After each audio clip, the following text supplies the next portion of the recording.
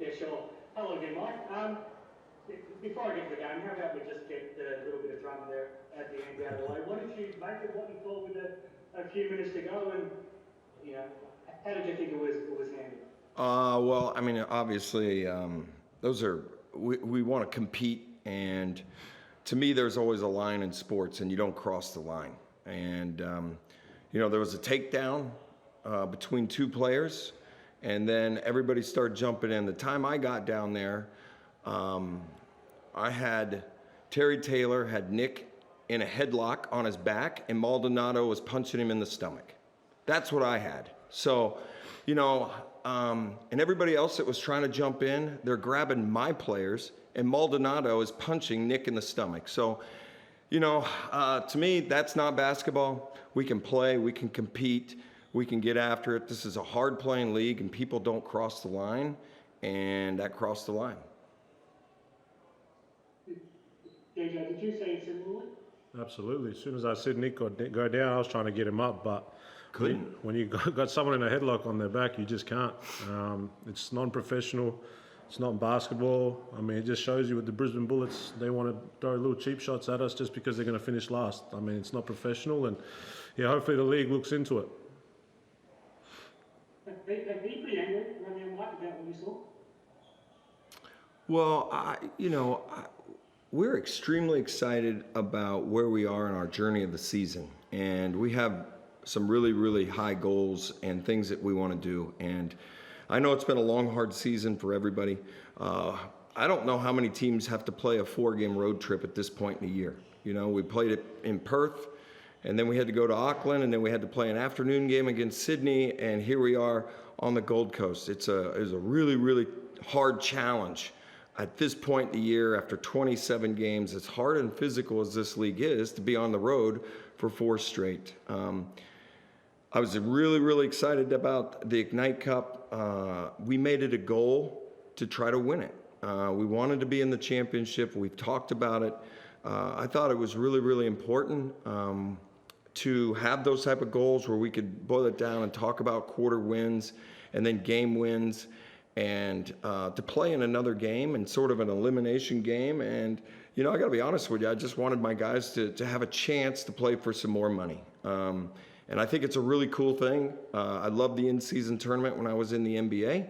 And I really like the fact that we've started an Ignite Cup and a tournament like this, and you're looking at different things. I think it's a great format. It really helps everything.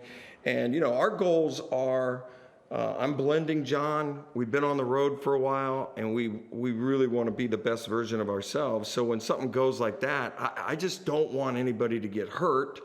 We never want that, right? We want to play basketball and compete. And, when I got down there and what I'm physically seeing, it concerned me. It really concerned me for the guys. And I've got a guy that's got 2 guys on him, and nobody's, there was a lot more blue shirts down there than white when I ran all the way down the court. Well, just lastly, Mike, on that, and then I'll move on to the game. After what you just said, is Nick okay?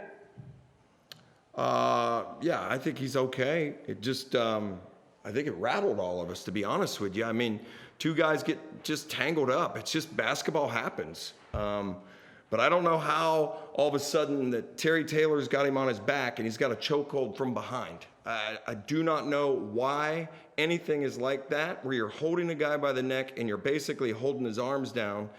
That is really dangerous. Now, I worked for a guy in Rudy Tomjanovich with the Houston Rockets, where there was an incident on the court back in the 70s with the Lakers. So it's probably more personal to me than a lot of people. But when people start choke holding and holding arms, now we've gone into something completely different. Just before we jump ahead, sorry, Chris, I just one question on that before we have to revisit it. Do you think, like Mike, based on what you're saying, like how important is it the NBL really handles this, appropriately? I think forward, just to make sure that the professionalism of the league is, the reputation, I guess, of the league is upheld. Well, I mean, those things are out of my hands. I've got to be honest with you. I'm just more concerned about my player. We have 5 games left now, and we're talking about finals, and we got a lot more basketball to play. And This was a really, really unfortunate situation, but I was really scared for my player when I got to that end. I screamed at Terry. I know him a little bit. I was almost like a parent. It's like, what are you doing? This is not what we do in basketball. We should be breaking it up, and we should be separating people. Everybody should be getting in between, and just cooler heads prevail. And we should not be having chokehold. And I don't know what's going on with Maldonado in that situation, but he was not stopping.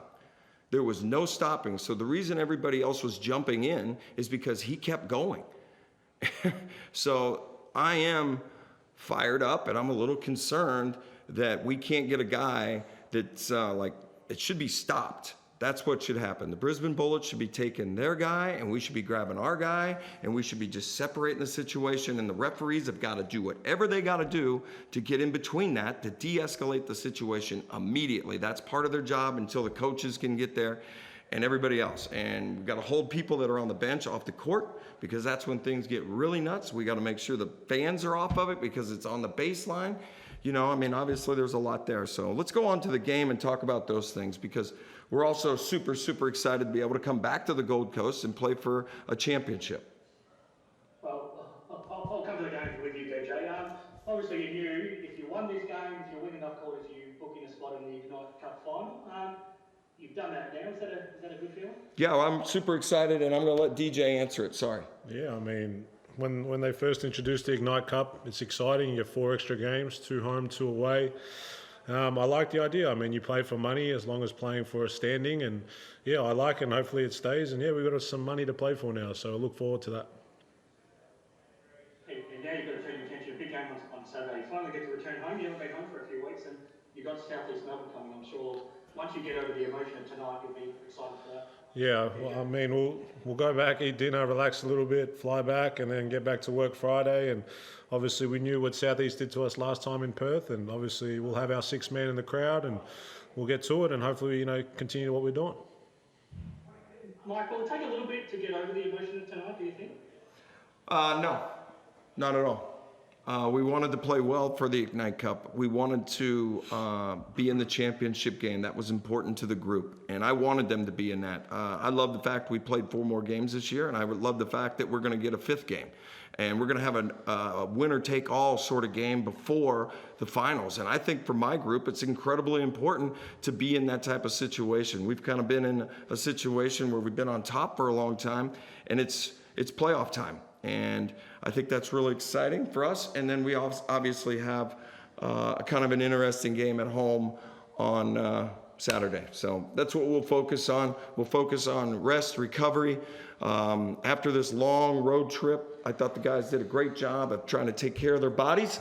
And, we'll try to, maximize our window between now and when we play on Saturday. How much are you looking forward to getting to play at home again and just to bring your basketball back at home, and especially for John to get to play his first home game finally? Well, we have the best fans in the NBL. They sell it out. They support us. They love us. They're loud.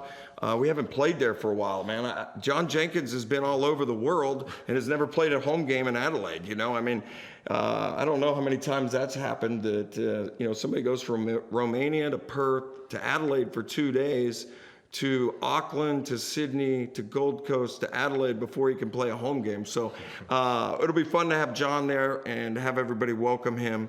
And, he's just blended into the group. And, it's just another challenge in our journey of 133rd of the year. And it's going to be really, really important to have another home game and to play in front of our crowd. Just the last one from me, DJ. I want to ask you about John, because he's settled in so well despite not having played a home game, but on the road he's been playing so well. There was never any doubt that he would, but gee, you must be enjoying seeing what he's doing. Yeah, absolutely. When you've got a veteran player who's played everywhere around the world, and obviously he's played under Mike in a FIBA window before, so kind of understands the game style and what we're about, and he slots right in, spaces the floor now even more for Bryce and the guys, and yeah, he's fitted right in. He's even a better human than a basketball player. Thanks very much, guys. Thank you. Just quickly, Mike, on John, I was going to ask you the same question. You do enjoy the challenge of trying to make the most of, I guess, what he brings to a team coming at this stage of the season, and yeah, just a few words on how you think he's going. generally? Well, I'm extremely proud of my whole group. I think that we've had a hell of a group. I have a leadership group that's led the way. They've set the standard from the beginning when we got together in August. You know, it's been quite a journey. Over 28 games, 21 wins. You know, anybody would take this right now. With 5 to play, we're in first with 21 wins. If I asked DJ and Isaac and Bryce if they would take that back in August, I think everybody says yes. I don't want to speak for them. You know, we've blended some guys, and some guys have gone, and now we're here with John in the group, and he fits us really well. And I think we're still figuring out our playing combinations, and you know, there's some combinations I just really, really like, and I think it's time for us to get off the road for a minute and kind of get home and reset and you know, get this group with DJ and John and Bryce and Flynn and everybody that worked so hard on this road trip, and they really worked extra hard tonight. You know, I'm excited about the last 5 games and what lies ahead, and I should say last 6, because we'll get to come back to the Gold Coast. Thanks, guys. All right, thanks, guys.